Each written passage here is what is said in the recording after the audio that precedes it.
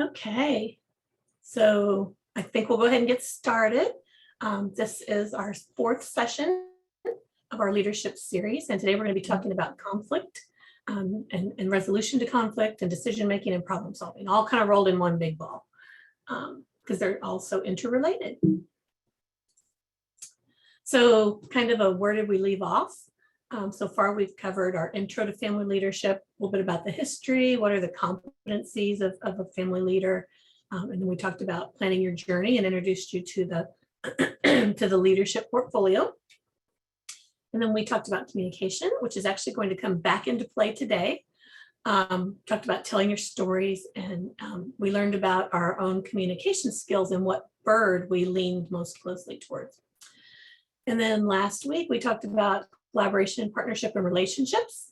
A lot about working in groups or teams, how groups develop and how they behave at each stages of those development.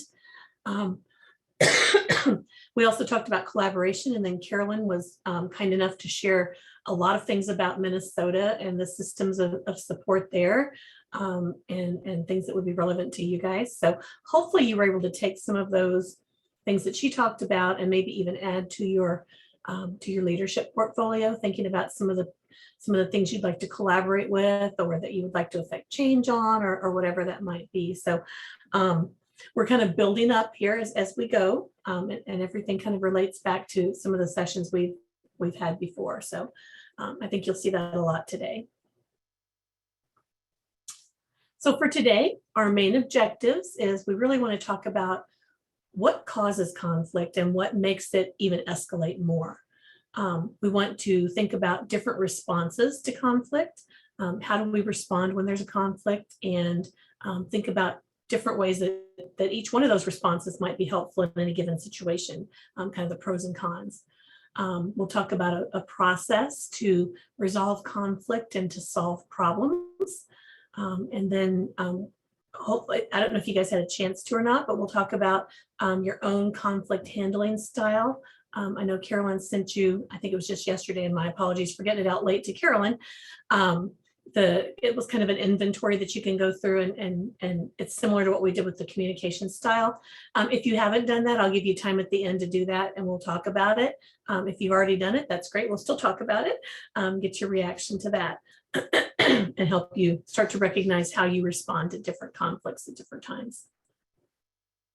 We have some handouts that you'll be getting. We have one about fair fighting. It's kind of the ground rules. It's we've all kind of heard some of these, but it's a good reminder. We have the handout that follows up with what you were sent yesterday. So once you know your style, this talks a little bit about the different styles of handling conflict and kind of the pros and cons of each one. And then we have another handout on how to apply those good listening skills that you learned about in our communication, which was in the second module, how you can apply those good listening skills and some of those communication techniques when there's a conflict. And your last one is, it's actually one that we developed for our parent-to-parent mentors, but it applies so much to any kind of problem solving or conflict situation. So I wanted to share that with you as well. So when you see things in there about, the referred person or the person who's being supported or whatever, it's because this is geared more towards a mentoring situation. But I think you can generalize a lot of the things in there as well. Let me grab a drink real quick. So those will be your handouts. You'll get those along with the PDF of the PowerPoint after our session. So today, obviously, we're going to be talking a lot about conflict. So why should we learn about conflict? We all have it in our lives, whether it's in our family life, our home life, our work life, groups that we're a part of. We all experience conflict from time to time. To be a good leader, it helps to be able to know how to work through some of those conflicts and still keep the eye on the prize. You have a goal, or you have you're hopefully the group that you're in has a mission or a goal, and being able to work through those conflicts, you need to keep an eye on what's our overall mission, and are we still moving towards that as we work through this conflict. Growing up, we don't often learn about different ways to handle conflict. It's often, however you were raised is often how you saw conflict being handled growing up is often how you is how you respond. Two really common responses to conflict that I think we probably all do is sometimes we just avoid it. I see we have an avoider already. Sometimes we're just like, nope, I'm not even going to get into that. I'm just going to walk away from that.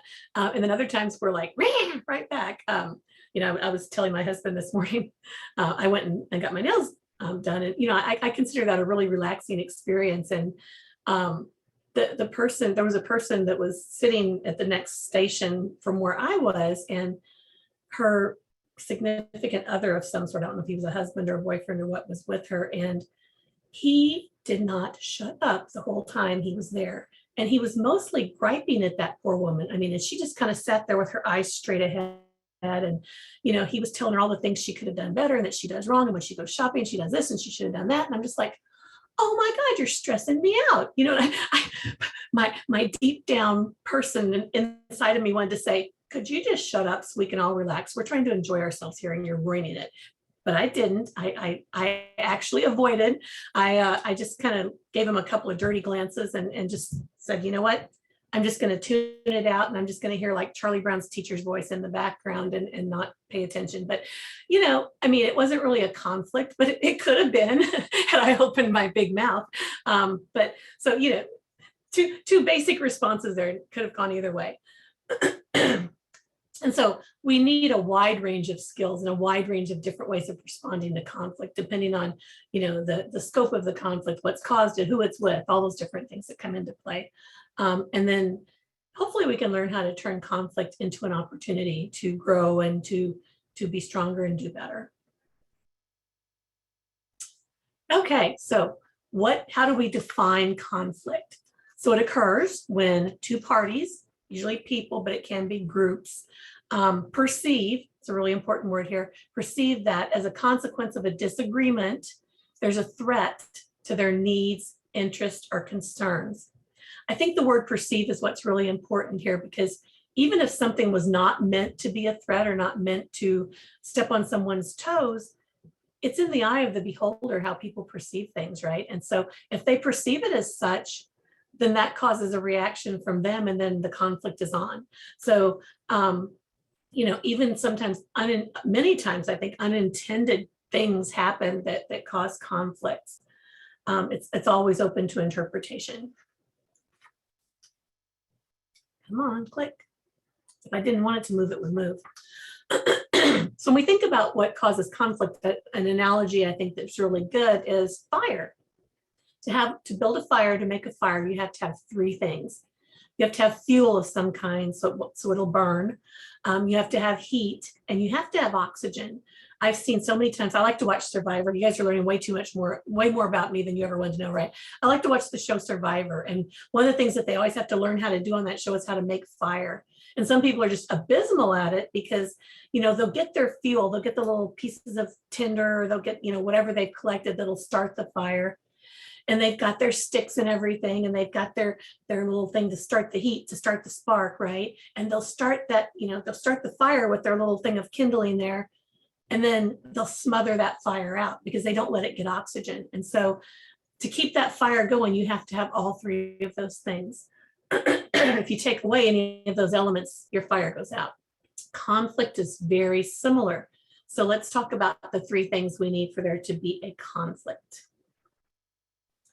So there are three main elements of conflict. The first is you have to have two or more people or groups of people that are interacting with each other, right? So there has to be at least, you can't have I guess you can have an internal conflict, but we're only going to talk about conflicts that are between two or more people or two or more groups of people. There has to be a problem. There has to be a source of a conflict. Something has to start it. And we'll talk about some of those different things that start conflicts, or that are the spark, if you will. And then the people, the two or more people that are involved, or the two or more groups of people, they disagree or they're in opposition about something. So that creates your problem. And then the process is really about how people respond to the conflict and to each other within that conflict. And so those are the three elements you have to have for conflict. And if you don't have any of those three things, or if you can resolve those three things, any of those three things, it starts to take the conflict away. So let's talk about why conflict happens. What are the sources of conflict? There are 5 main sources that we're going to talk about: information, relationship, resources, and rights and responsibilities, and values. So let's talk first about information. As I said, conflict can arise over just about anything. But when you're talking about information, sometimes people don't have all the information, right? And, we talked about group dynamics. We talked about how important it was for, people to have information, to people to understand what's going on, to understand the acronyms and all those other different things. And so lack of information or having different information can start a conflict. And then there's that interpretation again. Sometimes people interpret information differently. I like to think about, do you remember when we were, at least when I was a kid, we played something called the gossip game. Back before we had electronics, we did all kinds of fun things. And the gossip game is where, you have a group of people sitting maybe in a circle or whatever. And I started out and I'll whisper something to the person next to me. And then they whisper the same thing to the next person, and so and so and so on around there.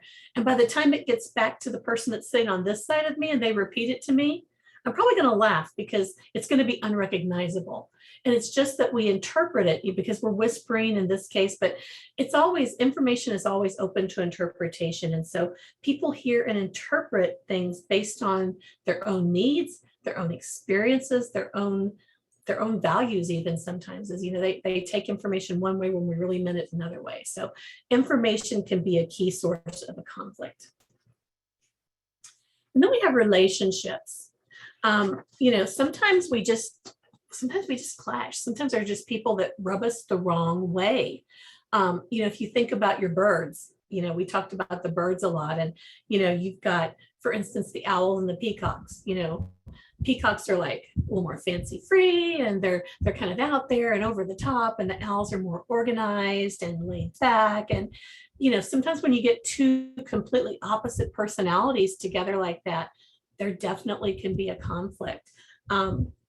If you think about our group dynamics that we learned about last time, we talked about how groups come together. We had the forming, storming, norming, performing, and adjourning. Especially where you're in that forming and storming stage, it's just what it sounds like. You're going to have conflicts, and you have to be able to work through those, or your group is not going to continue to be a functioning group. Or even if it continues to function, there are going to be people that have issues because things were not resolved in a way that worked for people. And so, thinking about the way groups work and the personalities within the groups, there's going to be conflicts based on relationships. And then finally, there's relationships around things like control and power or recognition. Again, thinking about the birds, you've got some of the birds that we talked about, like the eagle, for instance, likes power and control. You've got the peacocks who really want the recognition. You've got the doves who really just want everybody to get along. And you've got the owls who are organized and don't like chaos. And so just those different personality types, however you define personalities, they're gonna have conflict over some of those issues like power, control, and recognition. Another thing, excuse me just for a second. Resources. And we define resources as it can be anything that people want. It might be like a grant or money. Sometimes in disability world, you have different groups of different silos or different groups of people based on disability that are fighting over money. So there's conflict with that. They'll go to the legislature and they'll each testify why they should get the money. Sometimes it's things like, having friends and being recognized and being liked. Respect is another one that people might, considered a resource that people might, have a conflict over. Time, power, especially, I think is one, especially when you're working in group dynamics. Not everybody in that group may want the power, but there's going to be probably more than one person that wants that power and control. And so there's a competition then for those resources. Rights and responsibilities. You know, when we talked about group dynamics last time and working within groups and collaborating, one of the things that we talked about is that people need to have their roles and their duties and their responsibilities clearly defined. They need to know that where does their responsibility stop and another begins, or if there's overlap, they need to know that, so that people aren't thinking that other people are stepping on their toes or they're not stepping on other people's toes. And then people need to know what their expectations are. And so again, going back and thinking about, what we learned last time, those rights and responsibilities are so, so important. And then there's our values. Values are something that they're very individualized and very personal. Our values, they guide our decisions. It's how we approach life. We learn and develop our values in our childhood. The families that we grew up in is often where the source of our values come from, and how we learned and how we reacted to the world. People hold their values near and dear. And so if somebody's treading on something that we hold in high value or high esteem, then that's going to cause a conflict. This can be the most difficult of all the conflicts to resolve, because it is personal. And you can't really change what your values are. And so when those things collide and conflict, it can be very hard to get past. Sometimes you have to find that agree to disagree, or a way to coexist without the constant tension or friction. I think I told you guys earlier about the group I was in, where we were working on changing the guardianship laws in our state. And we had so many different parties with so many different interests and, frankly, different values. We had people who believed that because someone has a disability, they should always have a guardian. And then we had people who believed that people really don't need guardians unless under the very extreme circumstances. And those are a wide spectrum of things apart. And so within that group, we knew that we were not going to always agree. And it was because of how we held our values. And so we had to know when we would have to agree to disagree, or when we had to really push and pick our battle, that this is something that we just need to, that we can't compromise on. We had to know what we could compromise on and what we couldn't. And I will tell you, there was a lot of tension in that group. I was told at one point by a friend of mine that was in the group, and she was not sitting at the same table I was. We all had these little, almost like 2 or 3 people at a table, hardly anybody at a table, really small tables. And somebody said something that upset me. I don't remember what it was. And she's like, the look on your face, I thought you were going to flip that table over.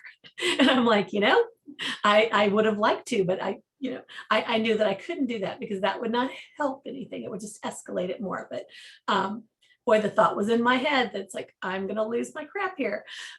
So, sometimes we have to find a way, though, to know when we have to really constructively fight for what we think is right, or when we just agree to disagree. So we talked about, what causes conflict, the sources, those 3 things that we have to have for conflict to exist. And while the sources are important, how we respond to conflict is really what's important, because we know it's going to happen. We know there's going to be conflict in our lives from many different levels and many different sources. But how we respond to it is going to define whether we're successful or not, especially working in like group situations. So a quote that I like, the best way to eliminate your enemy, can't speak well today, the best way to eliminate your enemy is to make him your friend. And that's from Mohandas Gandhi. Doesn't always work out, but it's a nice thought to think about. Oh my goodness, I didn't know I did that. Okay. Sometimes I have animations and I forget that they're there. So when we think about how conflict escalates, we start with a situation, right? Oh, it didn't do one of my arrows. So something happens. We disagree on something. We don't get what we want. We can't do what we want to do. And so in that situation, each person is going to, again, remember we just talked about interpretation. Different people interpret the situation differently. The interpretation often can be negative. We may not give the other person or the other party the benefit of the doubt. And then we kind of go into that adversarial posture. Well, quid pro quo, if he does that to me, I'll do that to him, right? And so it then becomes a back and forth tug of war kind of thing, or it can. Then it can escalate even more. I'm going to show them, I'm going to prove that I'm right. I'm going to bring in people that agree with me, and I'm going to show documentation and data and all the good things. And I'm going to show them that I'm right and that they're wrong. And then we get to that point where we don't even remember what started it, right? What happened is no longer the issue, because it's already gotten to that point where it's just like, it's full blown all out war, if you will, right? And so we don't want our conflicts to escalate to that point. Oh, there's that last little arrow. Apparently my animations aren't very good. I'm gonna have to work on that. All right. So our responses to conflict, how are we going to take away that oxygen that keeps the fire going? How are we going to bring that conflict back down? So some of the ways we do that are dominating, avoiding, accommodating, compromising, and collaborating. We're going to talk about each of those individually.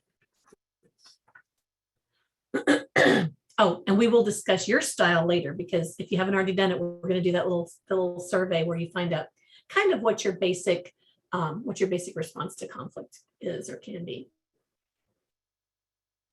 So first of all, we'll talk about dominating.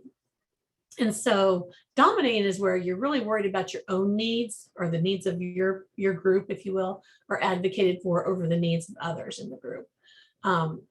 There's less concern about meeting the goals than there is about making sure that things go the way I want them to go. It's definitely not something that's going to create good future relationships. It's a more aggressive style of communicating. It can be about power and control. And dominating tends to increase that threat level, or it escalates that conflict, like we just saw with the arrows that didn't quite go the way the arrows were supposed to go. You can think of it as might makes right. Even though there's a lot of negative things in this style of conflict handling, one of the things that's a positive is it can get the job done. It can be a way to show that you're a good leader, or it can be perceived as that, but it can also be perceived otherwise, and that you're one that can make hard decisions. The negative is, frankly, it just ticks people off. They feel like they've been coerced, or somebody's twisted their arm to agree with what the other person wants. They can view that person who's dominating as a power hog, if you will. So there are some positive things, but I think there's more negative than positive when it comes to this particular response. And then we have accommodating. It's kind of the opposite of dominating, or sometimes people also call dominating competing. I forgot to say that. So this is the opposite of that competing or dominating approach to a conflict. It's really about letting go of your own concerns for the better good, or the good of the group, or so that the group is able to meet their needs. It's more diplomatic. It allows the needs of the group to take precedence over your own personal needs. And it preserves relationships. This is also called turn the other cheek. So the positive, it can show a reasonableness, and you can come off you can come off very good in this type of response. But the negative is that you might eventually resent the fact that you neglected your needs and put everybody else's needs ahead of what you needed. That can sometimes then cause a different reaction down the road, where either you overreact, or, like I was talking about this morning, I'm going to lose it. You don't want to get to that point. Sorry, I need to turn off. I've got two heaters, one on each side of me, because it gets really cold here. And one of them, I need to turn off one because it's really getting warm in here. So that's a good thing.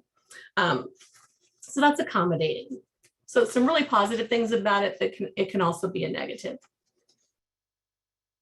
Avoiding, already know we have one avoider in the group, right? So avoiding is just, sidestepping or just ignoring the issue because you don't want to deal with it or you don't want to make things worse. It's sometimes when somebody else has had a negative response to a conflict, sometimes the avoiding response is like, I'm just going to ignore this and it'll blow over. If I let it go, it'll just blow over, everything will be fine. But it can allow the issue to fester and build up, and then you can't ignore it anymore. Oftentimes needs and concerns are not talked about, not expressed in this situation. It can be a relationship killer, and then people are like, what went wrong, right? We call this one the don't make mountains out of molehills.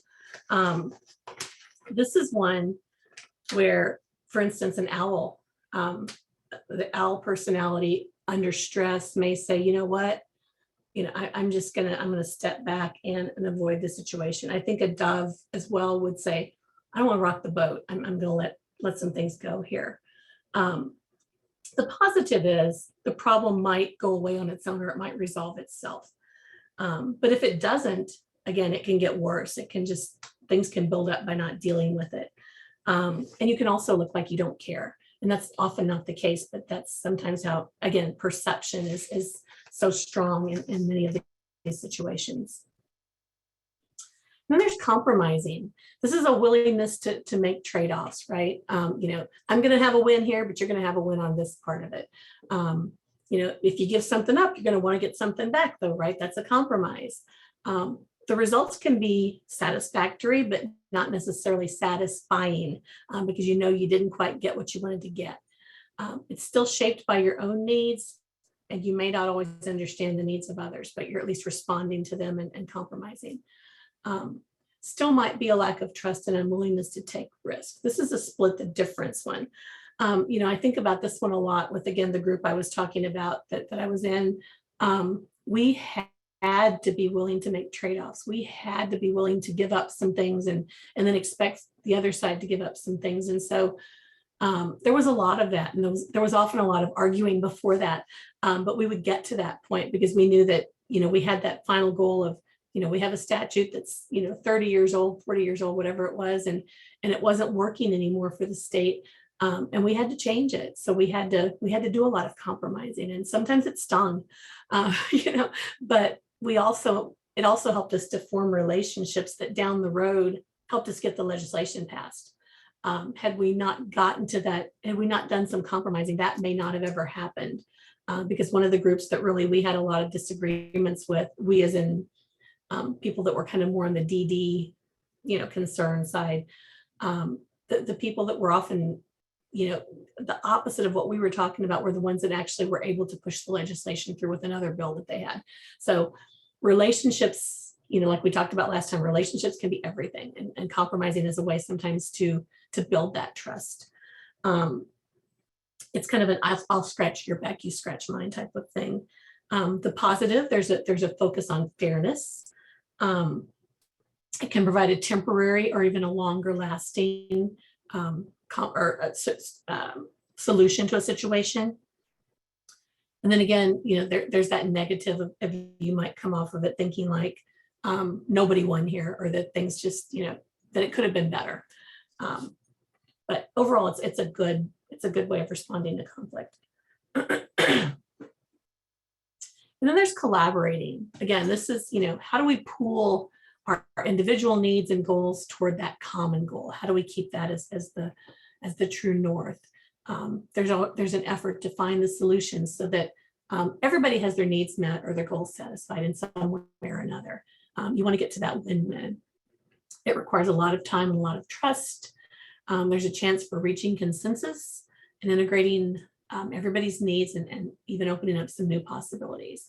We call this one two heads are better than one. Sometimes issues are too important to compromise. And so we have to figure out this kind of harder piece of the collaboration. The positive is that more people are committed to the solution. And you come up with a better solution and it's more satisfying and satisfactory to people. I think that was the case of the group that I was working with, is that, Because we were able to collaborate in a lot of areas that we did have that commitment of we're going to make this happen, we're going to get this passed. And we came up with better solutions that were more fair to everybody than anybody individually had thought were the solutions to start out with. It did feel like a win-win, even though we had to compromise on some things and give up some things. At the end, we felt like we collaborated and that there was a win-win. As I said earlier, this requires a lot more trust and time. For this to work, I think about the different birds and what they need to make collaborating work. The owls are going to need a lot of details, and they're going to need a slower pace for a compromise to work. They're not going to want to rush through things. They're going to want to think about it and plan and organize. Peacocks are going to need to feel that they were right in some way. They like the fast pace, so they're going to be the opposite of the owls. They're going to want to move things along a lot quicker, and they're going to want recognition of being part of the solution. Doves, they're going to want a lot of interaction and reassurance that they're still liked. They want to get some credit, they're not as much as concerned about credit as making sure that people still like them.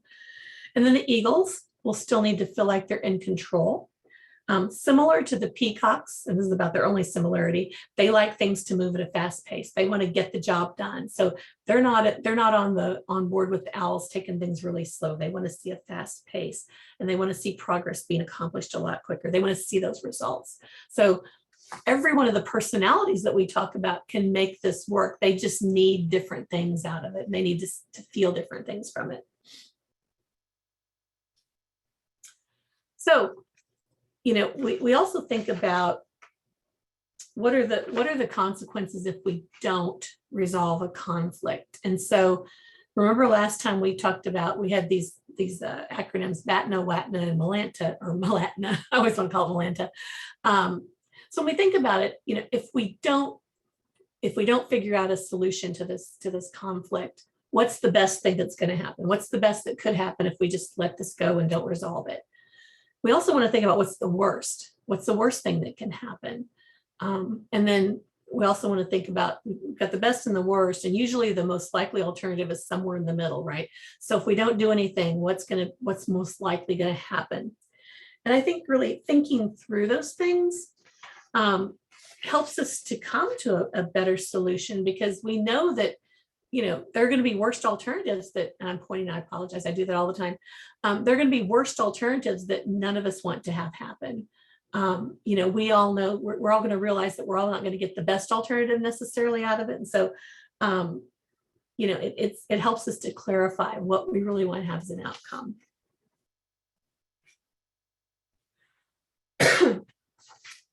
So some techniques for resolving conflict and problem solving. I apologize for looking at my watch, but I did not turn on my big clock and I have no idea where I'm at with time. Any questions so far? Because I feel like I'm moving through this really fast, but questions or comments so far? Are you kind of seeing how it's fitting together with some of the things we've already learned about? I see some nodding, so that's good. Okay, no questions, we're good? Okay.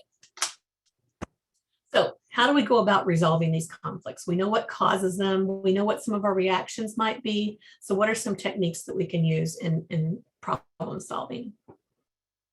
Awesome. Thank you, Ray. So first of all, we've got to clearly identify, what the problem is. Excuse me just for a second. And this is also a good place, as we're kind of identifying the problem or what we think the need is, really thinking about some of the ground rules, having a safe place to have these discussions, some of the fair fighting kind of things, but overall, we have to have agreement on what the problem or need is. There's different types of needs that are involved. Sometimes it's what I like to call the stuff of the conflict, the substance. It's like, what is the key thing that's triggering here? Sometimes it's the process of addressing that key thing or that stuff, so the procedural piece of it. And then that safe environment that I just talked about, having that psychological need I need to be able to say things and be listened to and feel like I'm being heard. And then we want to express the problem in terms of what must happen to resolve it.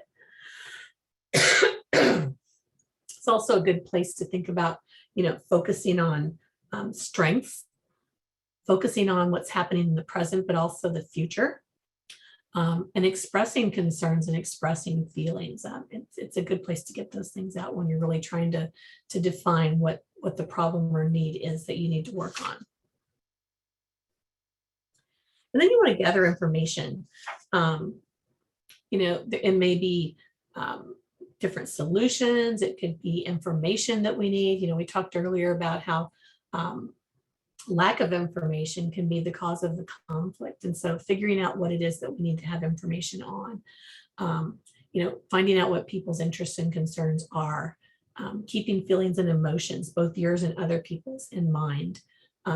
Getting to the facts, what are the facts? Taking you want to express the emotions, but then you also want to take the emotions out of it and say, what are really the facts of what's going on here?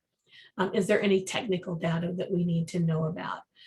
This is where it's really important to remember your listening skills and your communication skills that we learned about in the second module. And so we're going to dig into those a little bit and talk about, ways we can be a better listener in situations where there's conflict. I think that one of the most important things to a lot of people is feeling like they're being heard. And so really listening to people and listening to why they're upset, and even asking them, what makes this so upsetting for you? Help really listening and not listening to respond, like we talked about earlier in the earlier module, but listening to really understand what that person is upset about, and making sure that they understand that you're listening.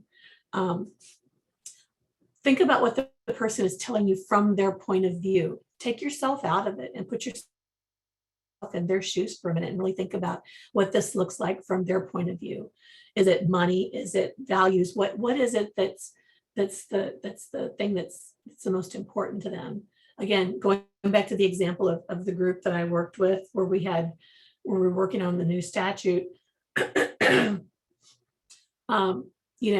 I think that myself and several other people that were affiliated with the developmental disabilities world were really, our point of view was always from what's going to be best for that person, what's going to be best for that family, what's going to make this work for families and people with disabilities.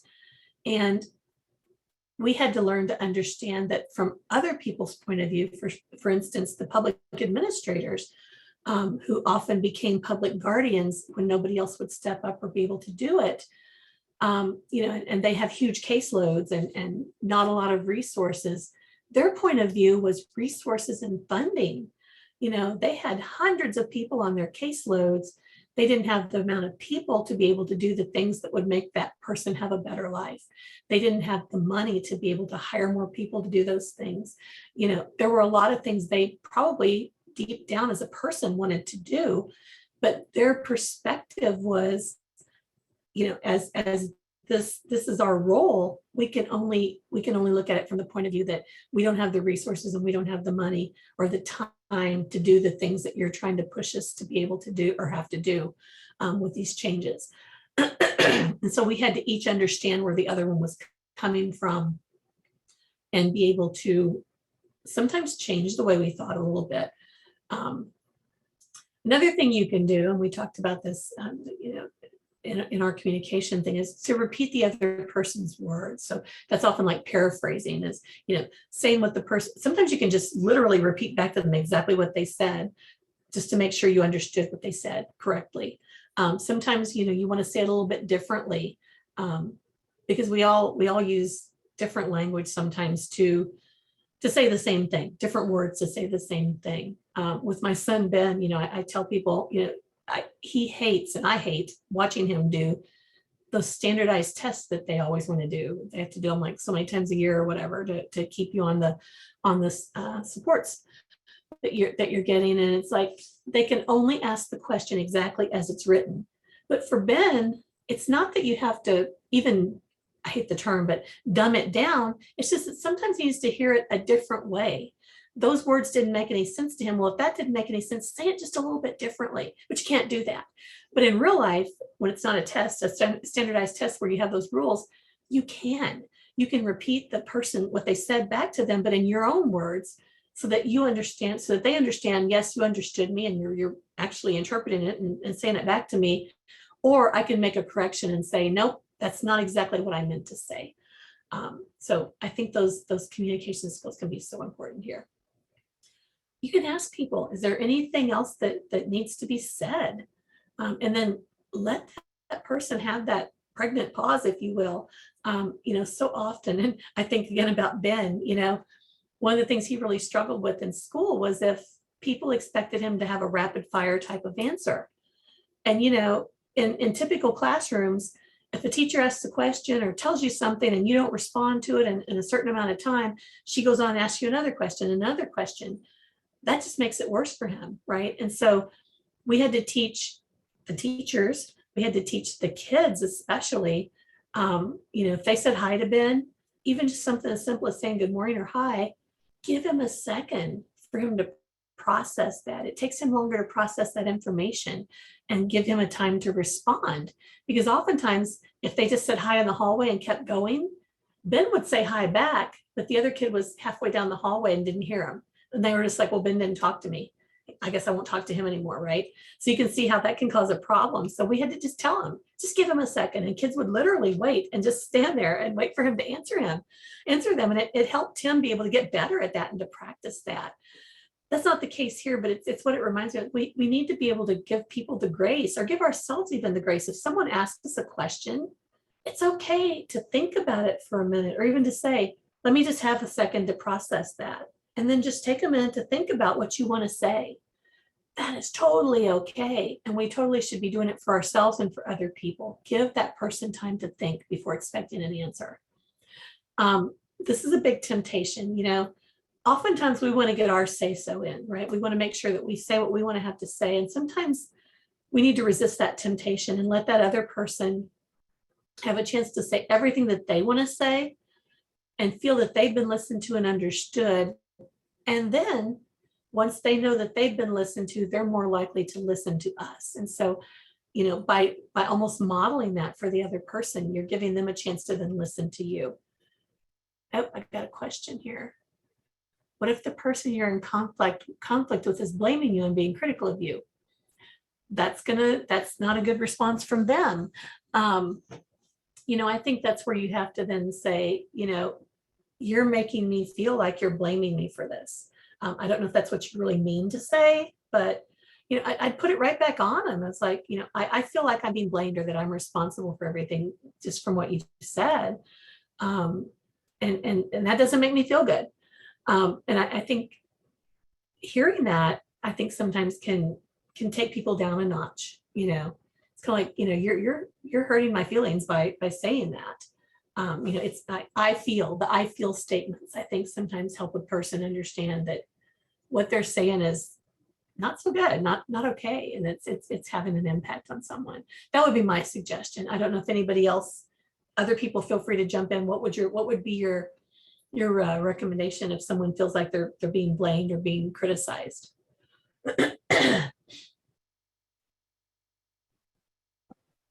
Can I just add it rather than type it? I mean, Yeah, verbally. please. Yeah. I think it's a chance to take a step back and to see what that person's triggers are, because it's a common response when we've tapped into some of those other things that you talked about. Yeah. Exactly. And vulnerabilities and all the other slew of things that come with that. So it really is, what I have found is that it's not helpful to try to sidestep it or overlook it, because it'll keep popping up and they can't really receive anything from the conversation moving forward. And it blocks your ability to use it as a teachable moment, even for yourself and developing your communication styles. Yeah, I think so. I think that's right. Any other thoughts? Thank you, Ray. I think there's power in pausing when things get very heated and when we're either reactive ourselves or feel like the person we're conversing with is reacting. Yeah. And I mean, sometimes people are blaming or criticizing, but then we have to ask ourselves, am I just interpreting that? Or is that, a response within myself? Or is that really, so yeah, I think Jamie's right. Sometimes taking a second to really think about it, and decide, what is happening here, before you respond to it. Because that's a good way to get into a quick back and forth, of you said something mean to me, so I'm going to say something mean back to you. And that's not going to solve anything. So how can we get to the bottom of that? For sure. And I think it takes a lot of practice, of using different techniques and figuring out where that other person's coming from and understanding what they're saying to you. And maybe they're not really blaming you, and even asking them, it's like, I feel like, you kind of think this is my, something that I did or my responsibility. And is that what you're really saying? And to do that in a way that's not necessarily accusatory, but this is what I'm hearing, but I'm not sure if that's really what you meant. And that gives them an opportunity to then maybe walk it back a little bit as well. Okay. So some helpful responses, and you have a handout that'll have all this stuff on it. But I just wanted to talk about it a little bit.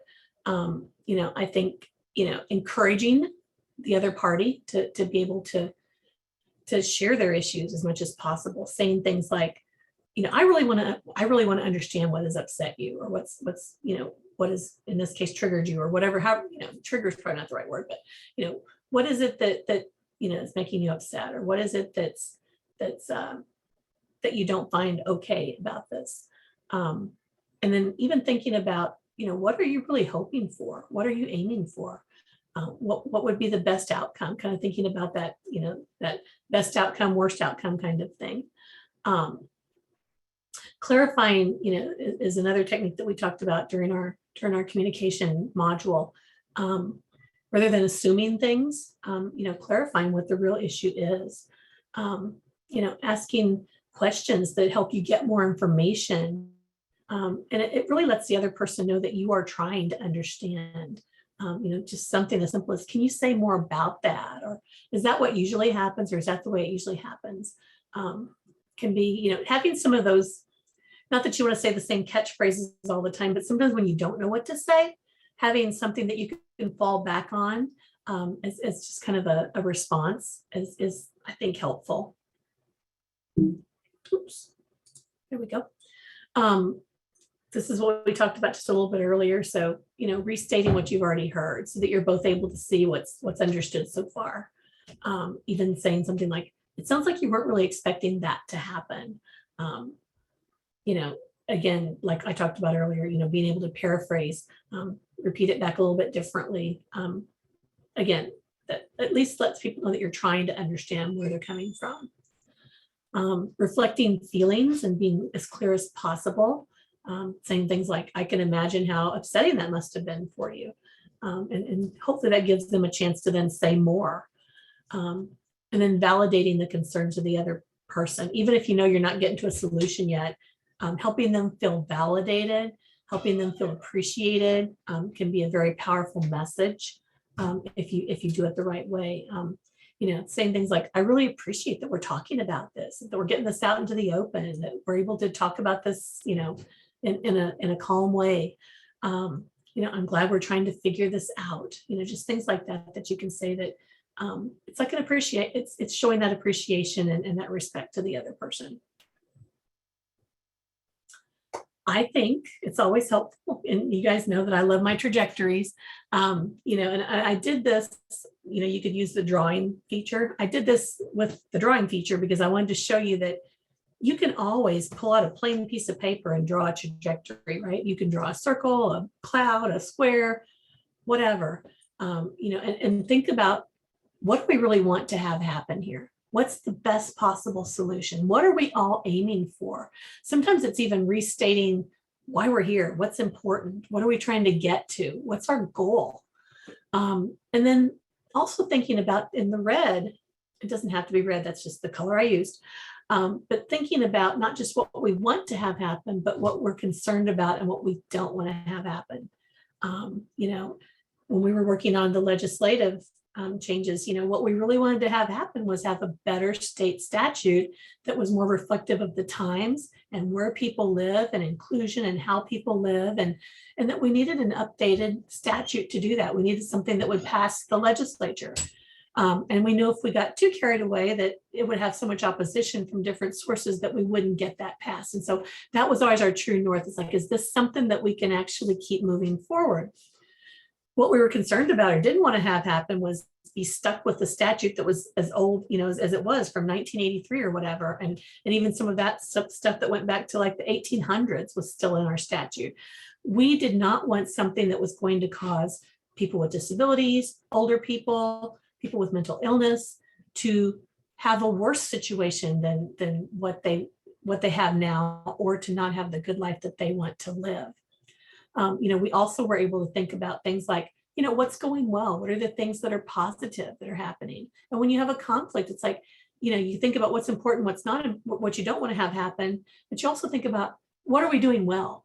What's going good, right? When you have a conflict, sometimes thinking about the things that are going well or that are a positive can help you back up just a little bit with the conflict. And then thinking about the barriers. What are the barriers that we have that are keeping us from getting where we want to go? So sometimes when you're working on those solutions to a problem, you really have to step back and define these things and make them clear. Kevin is Kevin the dog? Okay, so Kevin wanted to go outside. That's cool.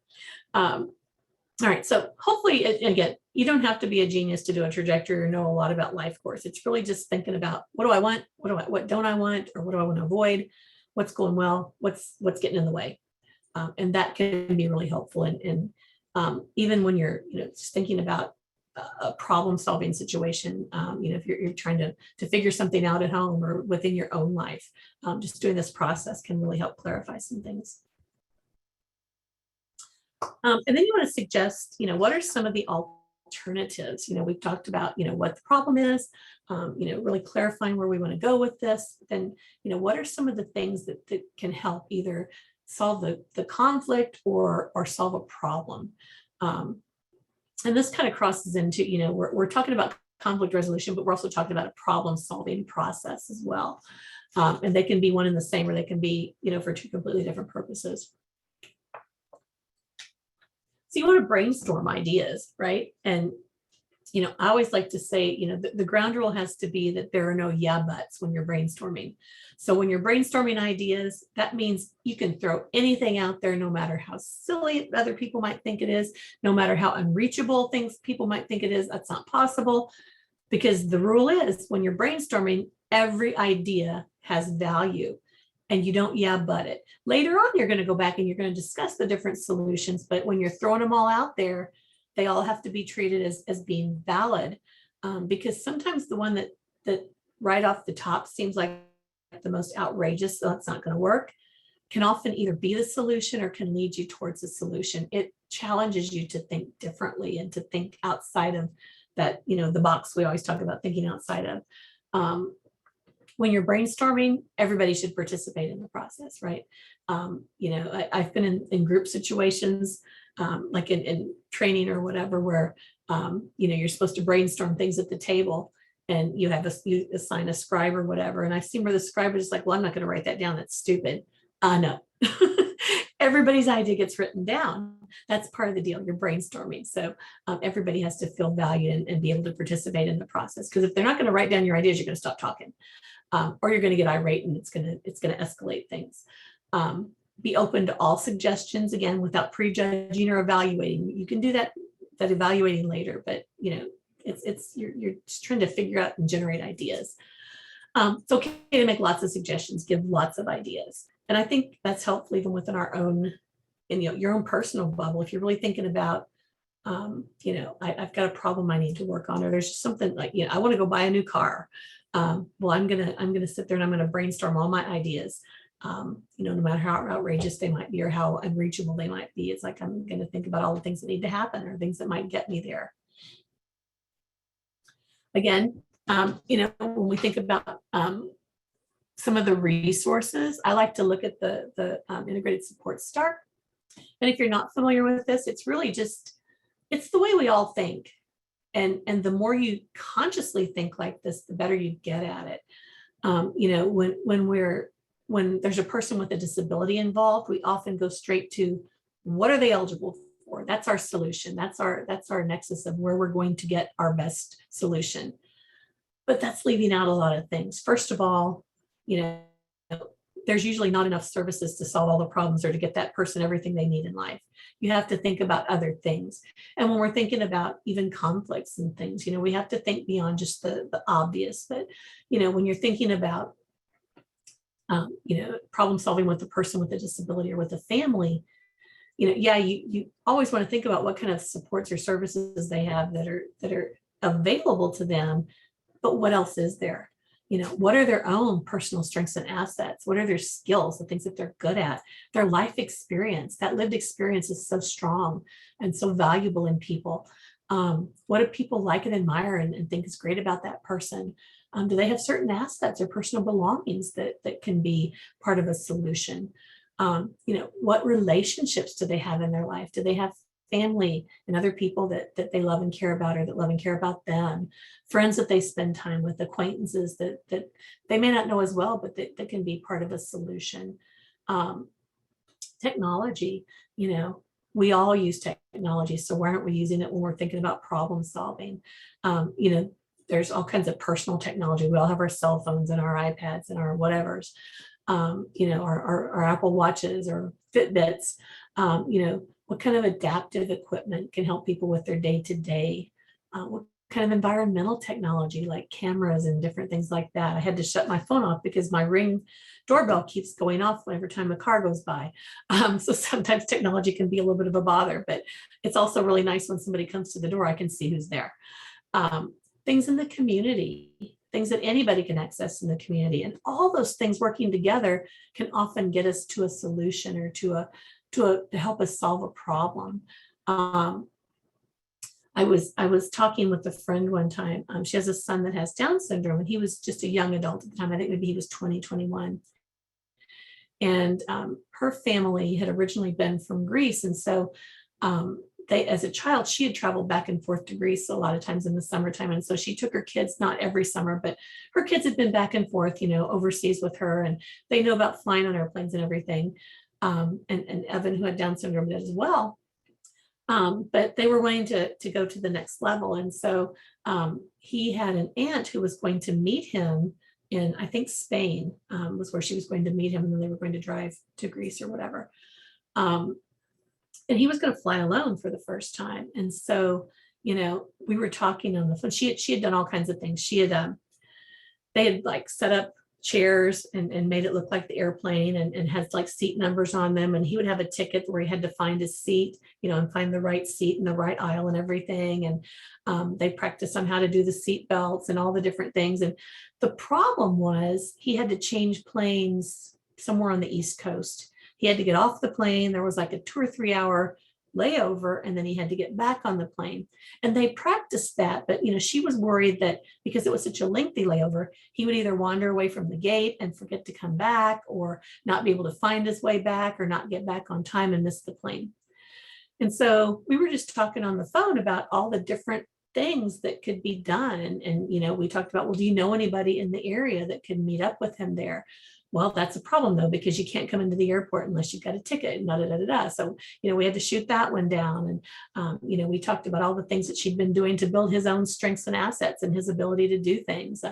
We talked about maybe setting reminders on the phone. We talked about, what's available in the airport. And that's what really led to the solution, which ended up being the TSA had somebody that would actually meet him at his plane when he got off. And the guy even called my friend ahead of time and said, hey, if you'll make sure he has some money with him and tell me what he likes, I'll make sure that I take him to get a burger or whatever it is he wants. And so, they got this all set up, and he actually hung out with him until it was time for him to get back on the plane. He made sure he got on the plane, and then he called mom and said, we had a great time. We went and had a burger. We talked about the Kansas Jayhawks, and it was just really, I just really enjoyed spending time with them. Imagine as a mom how she felt, right? She felt, first of all, relieved, but also it's like, this guy got something out of it too. So sometimes just using that star to really think about what are the different things that can get me to what I need to have happen, and that can make me successful. So just something to think about when you're problem solving, especially. So you've brainstormed all these different alternatives. Now you're going to talk through the pros and cons of each possibility. This is where you can do your yeah buts. I think that's a cool idea, but I'm not sure it's going to work, and here's why. You have to make it constructive. You can't just say, well, that's dumb, it's not going to work. You have to say, I like it. So you're giving them kind of that affirmation, but here's what I think could get in the way. Here's what I think could be a barrier. Let's talk about that. So you kind of want to clarify that ahead of time. It's like, we want to be positive, but we also want to talk about, the other side of it as well. We're not going to make anybody feel bad. I think sometimes you just have to have ground rules, because people know these things and they should know these things, but sometimes in the midst of things, it gets lost. And then really talk about, it's kind of going back to that, okay, here's a possible solution. What's the best thing that could happen in this solution, but what's the worst thing and what's likely to happen? I think that's always a good thing to go back to as well. Finding that what we think would happen in this situation by thinking about best and worst case scenarios, or does this actually help or hurt?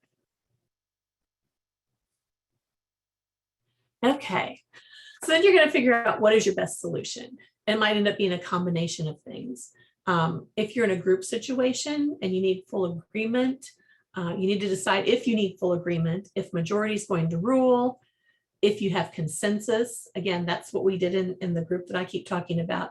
We knew that we would never agree fully on everything, but we agreed that we would, in most cases, we would get to a place where we could have consensus that we could all live with.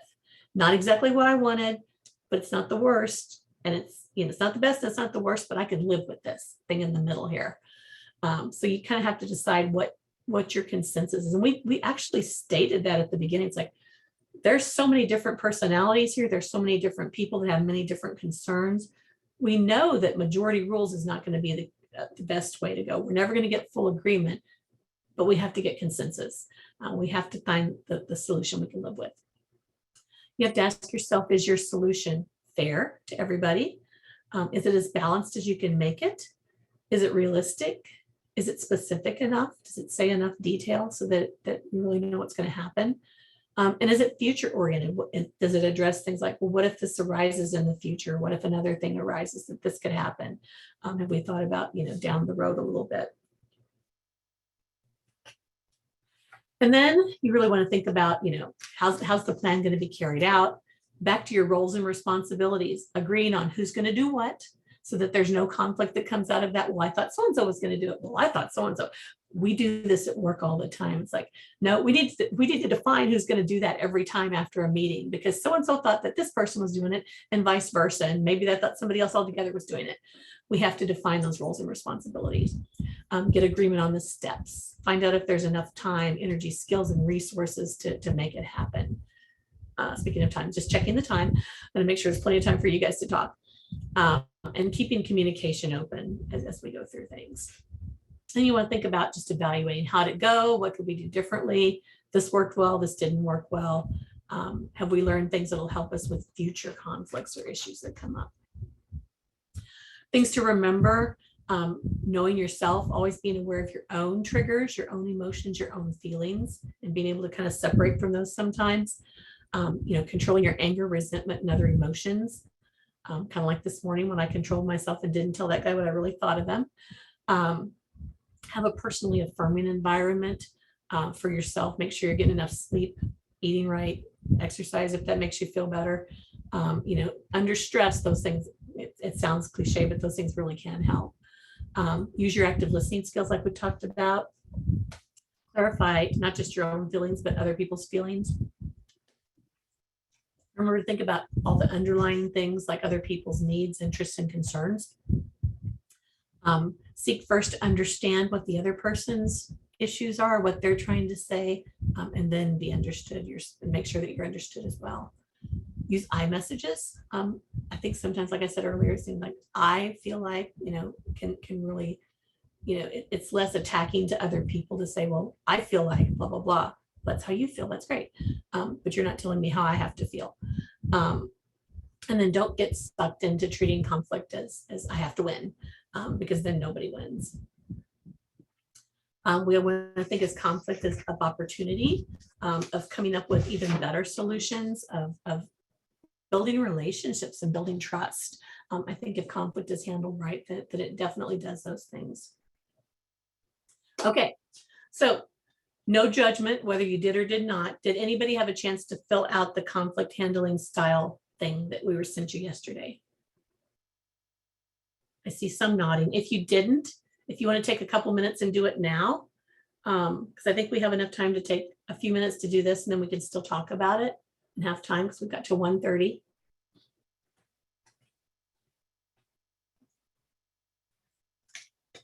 On the first one, just go with your gut. You're going to read this statement and think about what's the likelihood that you would respond to this in this way, or respond to conflict like this often, sometimes, or rarely. Don't overanalyze, just bam, bam, bam, bam.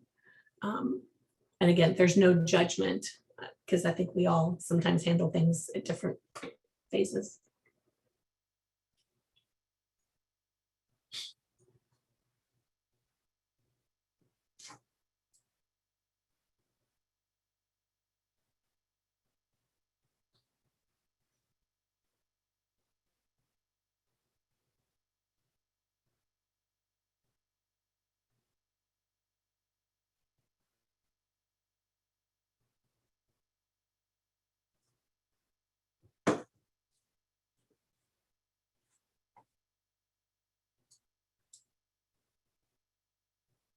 And Ray is switching computers.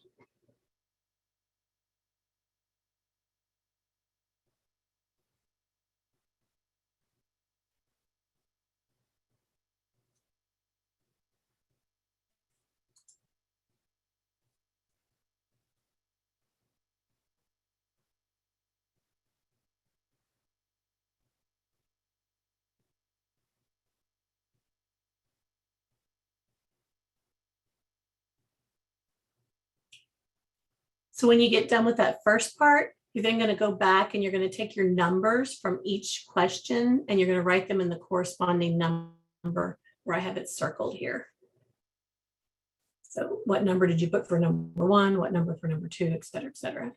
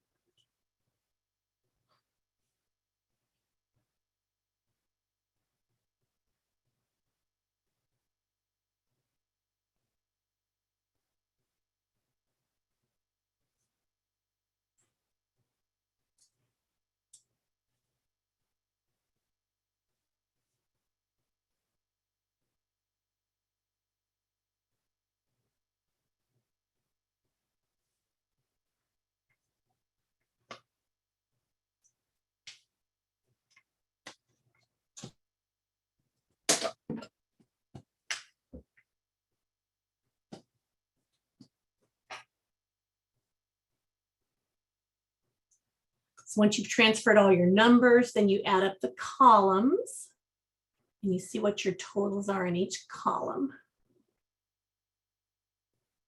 And then each column represents one of the different styles. And don't freak out if you're like, oh my God, I'm dominating. What this does, it's not actually saying you're like this all the time, but it's what it's going to tell you is in most situations, this might be your tendency, or in some situations, this might be your tendency. So your numbers in each one indicate how strong of a response that's going to be.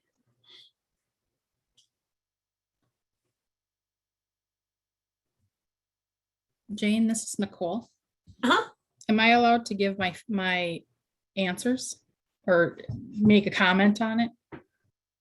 I think, so, yeah, I think it looks like, is everybody pretty much done or close to being done? Yeah, okay, yeah, go for it. What I found really interesting, I'm the one that put in the chat that I'm avoider. Uh-huh. Avoid, I don't know if it's the conflict or when people tend to raise their voices. That is what really I avoid. Yeah, But what was really interesting is that 2 of them were 9 for me, so avoiding and collaborating. And I feel like at work, I'm much more of a collaborator. But at right. home with personal relationships, I'm much more an avoider. And then, so that was a 9, and then 2 other ones were 8s and one was a 7. So I feel like I'm Wow. really pretty clear kinda across the balanced. board. Yeah. And they were hard to answer. But I just went with my gut. But I'll be curious to see if anyone else shares, if there was more of a clear, number 1 and number 5, because mine seemed pretty similar. Yeah. It's interesting. And I think, the way you did it is exactly the right way. Just go with your gut. Because I think the more you try to analyze, what are they getting at with this? Or, it's like just your first kind of your gut reaction is the best way. But I think it's just like when we talked about the birds, in some situations, like at work, you might be an owl, where you might be an eagle at home. I think in different situations, we respond to things differently. And so it may just be that you're very good at adjusting, between different situations or different people even. What did other people see kind of that same middle of the road thing, or did other people have more stronger numbers in one thing or another? Mine were really interesting because I had 2 that were 10 and the other 3 were all 8.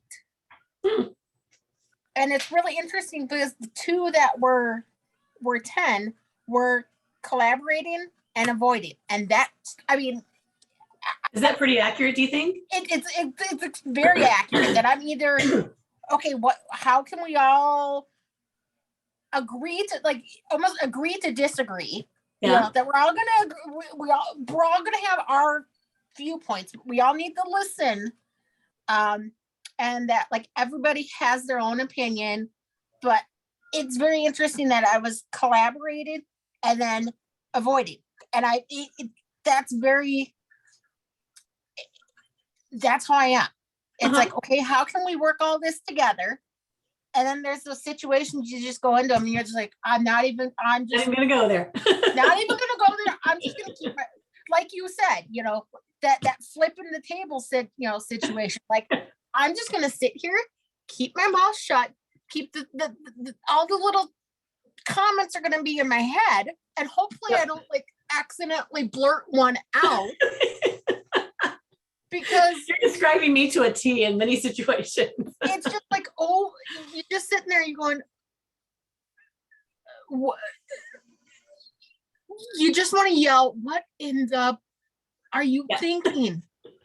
Like, seriously, and so it was really interesting, and then the whole dominating, compromising, and accommodating, those were all 8. And I'm like, yeah, I mean, it's I am kind of an all or not. There is really not a whole lot of middle. It's either it's this or this. I'm one extreme or I'm the other. It's interesting.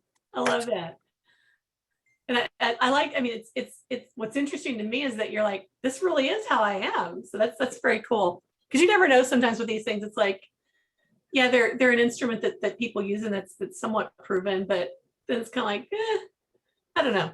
So well, yeah, and like I said, it is very depending on situations. Like some of these I'm just like, yeah, I'm just here because I have to be here. Yeah. And others it's like, okay, wait, this is how it's we need to figure out what's going to work best for all of us involved. Yeah. And also, like you were saying, who's going to do what and who's going to, okay, I find it's best you definitely get that all down, put it all in writing, because otherwise you get back and you're like, okay, yeah, I thought you said you were going to do that. No, they said they were, whereas this, if you get it in writing, you're like, nope, you said you were going to do this. You said you were, you know, and that if this person needed help, they were going to refer to this person. And Yep. Yeah, that's why I think in certain situations, especially too, like with a group, you know, we do it with all of our meetings now. It's like you take those notes and, you know, you write them down, you write that stuff down, especially the who's going to do what, and then you send it out to everybody so that it's clearly, it's like, I didn't just write it in my notes, I send it to you. So if you didn't know, you should have known. You know, it's, I mean, you know, not saying it like that, but it's that assumption that if I'm going to send this to you, I took the time to take the notes and send it to you, that this is your responsibility. If you had a problem with that, you should have said so, you know, or you thought that was not accurate of what really was said, because it gives everybody a chance to say, well, I didn't think I was going to, I thought Jamie was going to do that. You know, so it gives you a chance to say it before then nobody does it. You know, like I said, we've had situations where it's like, well, I thought so-and-so, it was actually about sending out the notes after a stakeholders meeting. It's like, well, I thought she was going to do it. Well, she thought that he was going to do it. You know, it's just like, I don't even know which one was right. But it's like nobody's doing it. So somebody needs to do it, you know, because that's what our stakeholders expect. They expect to get that set of notes after the meeting. And it wasn't happening. So it's like, let's decide who's going to do it. I don't even care which one of you does it. Work it out, but then tell me who's doing it, because I'm going to hold you accountable, you know? So I think being clear sometimes is so key. That's awesome, Wendy. Thank you for that. Others, what was your reaction to where your numbers kind of sorted out? Ray has her hand up. Oh, go for it, Ray. Sorry, I didn't see that. No problem. I wasn't necessarily surprised by my responses, but I think that what was important is that it was hard for me to shift between what situation and environment I'm in, right? Who's my audience? And so, you know, for me, I really try to be very intentional, but I am how I confront things at home or in my personal life is very different than how I do it in the community, as it should be at this point. So I scored, like in A and B, I was a 10 in both of those.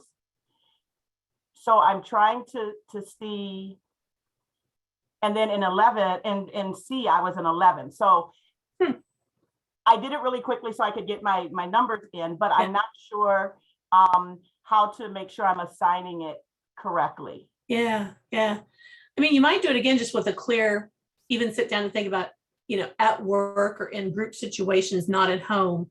Oh, I did. That's the way I answered it. Yeah. Like, yep. Yeah. So it is going to be very different. yeah. So when my numbers across the bottom, when I have those numbers, because D and E were the lowest, can you kind of like?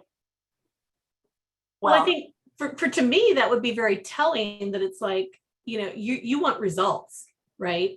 So whether it's taking charge and saying, you know, I'm column A, I'm going to take charge and this is the way it's going to be, or I'm going to figure out a way to get everybody to work together and we're going to collaborate, or, you know, if we have to, we're going to compromise, but we're not going to avoid the issue, you know, and I'm not just going to give in and let one side or the other get their way, you know. So I think I would interpret it as your personality being more, we need to have results. I'm a results oriented person, and I don't think these other two things are going to get to what we need to be.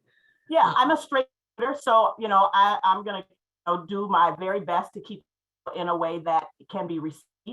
But I also think that one of the things that drives me is the culture of my community, and recognizing that sidestepping and walking on eggs is not going to fix our problems. Like, we have to confront stuff. So I have a lot of hard conversations that are both hard because of the topic and difficult because of communication skills or just other stressors and anxieties that just find into the conversation that have to be worked out before we can get to a solution. Not that everyone doesn't have that, but I think that in my community, I'm able to do that more assertively. Yeah. And kind of match energies without pulling the conversation down or losing sight of what the goals are. Yeah, I would agree with that. That's awesome. Any other thoughts for Ray? You guys are a quiet bunch today. Well, I was gonna add that it has me thinking, and Ray was talking about how, we sort of show up with different conflict handling in different scenarios, but I am also reflecting on how our close relationships and their conflict handling style meeting ours influences our perception even of other people's conflict handling styles. So Nicole mentioned when people are raising their voices, I think sometimes just where you were from in the country culturally can be perceived by other cultures as being loud or even, not assertive enough, or we just have all of these perceptions and biases.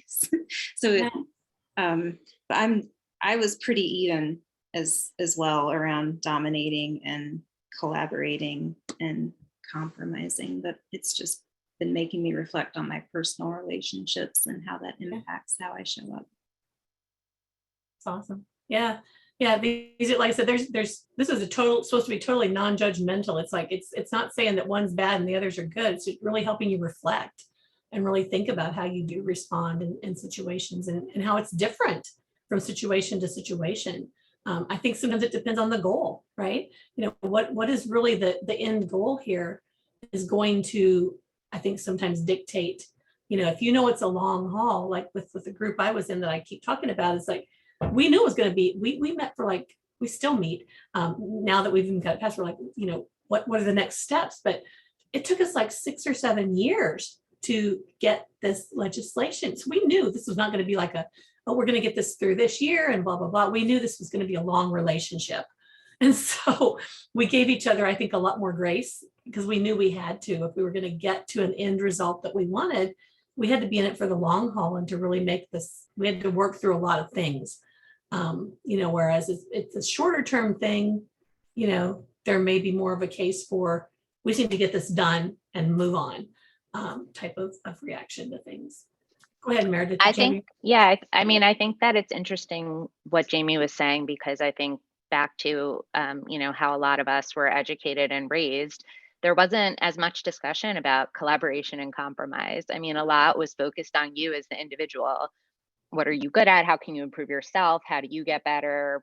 What are your deficits? And I think that the vernacular today is so much better. I mean, collaboration is still kind of a current term as opposed to, something from the past or something that we were all raised with. So having to be, at our stage of the game, advocating on behalf of children with their different needs, but they're given all this language, they're working in groups, figuring out their challenges as they socially develop their brains. We're having to go back and realize, like, this is who we are as people. And how do we work with our own deficits to figure out how we can get our point across and also learn from others. So I think having all these contradictions within ourselves in this group, I mean, it seems to make a lot of sense to me. And I fell in those places as well. I came up highest in collaborating, but I also, my seconds were even with dominating and avoiding. And that's kind of how I feel. I'm either going to tell you how I feel after we've tried to collaborate because I believe I'm right, or I believe there's no time worth spending on it anymore. And there's nothing, if we can't collaborate and work together, then it might just not be worth discussing anymore. So I feel like you kind of develop these aspects that are interesting to reflect on. And it really does make total sense. Yeah, Jamie says she agrees. Yeah, the word dominating can be very, I that's why I even hate to use it, because it to me, it almost comes off as a negative connotation as well. And it's not meant to be in this case, I don't think, but yeah. Interesting. Yeah. That's kind of what I was getting to also in my comment, because I just saw that. it's at the risk of becoming, those nasty women, because we are advocates because we are passionate about all of the varying countries that we serve, and ability to read the room and yet not having to be heard, constant battle, right? And even though you have a dominant way of communicating, recognizing that not only is that not going to be heard because this is a tough conversation, that's not going to be heard because I may not represent the vessel through which they want to hear some of this, right? And trying to balance all of that.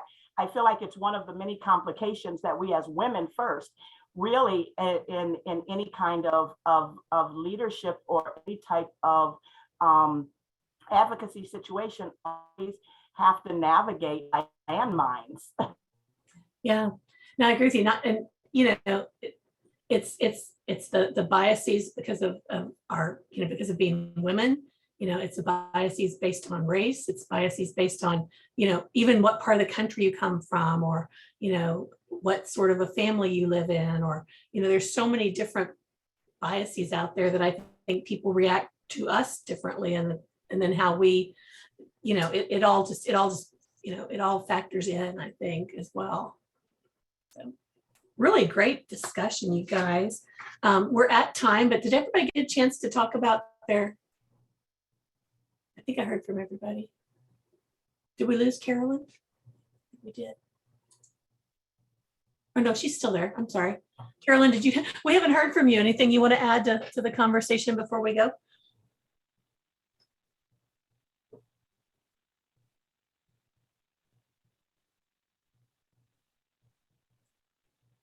Sorry, I was on mute. There we go. No, I don't have anything to add. I think it's been a really great discussion. And thank you all for participating. Yeah, I kind of wish we had more time because I think we could keep going with this for a while, but I think this has been a great exercise, and everybody really sharing and really digging deep and thinking about why your answers came out the way you did. And it sounds like it makes sense to most of you, and the way you describe it definitely makes sense to me. So let's see, I see a couple more comments. Yep. Okay. I think folks are just having to jump off. Yeah. So we meet again on the 8th again, February 8th. We're going to meet on March 8th again. And our topic will be cultural proficiency and family dynamics. So everybody have a great rest of your day. And I look forward to seeing you next time. Bye, everybody. Thank you. Thanks, everybody. And as always, you can email me if you have questions or thoughts that you want to share later. So. Jamie, I see Carolyn. I was going to try to